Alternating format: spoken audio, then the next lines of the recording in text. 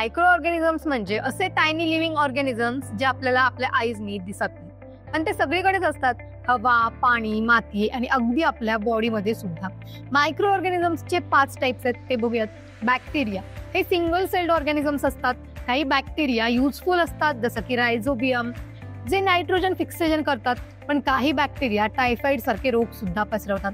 तिसरा टाइप आहे व्हायरसेस. हे टेक्निकली फुल्ली लिव्हिंग ऑर्गॅनिझम्स नाहीयेत, ते फक्त लिव्हिंग सेल्स मध्येच रिप्रोड्यूस करतात. जसे की कोरोना व्हायरस, HIV, फंगाय. हे मोल्ड्स आणि इस्ट आहेत. तुम्ही ब्रेडवर आलेली बुरशी पाहिलीच असेल, ती म्हणजेच फंगस.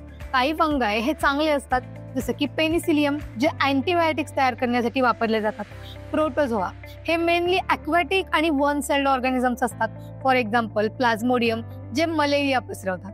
अल्गी हे पाणी किंवा ॲक्वॅटिक एन्व्हायरमेंट्समध्ये वाढतात आणि फोटोसिंथेसिस सुद्धा करतात. मायक्रो ऑर्गॅनिझम्स दिसत नाहीत, पण ते आपल्या हेल्थ, फूड आणि एन्व्हायरमेंटवर इम्पॅक्ट करतात.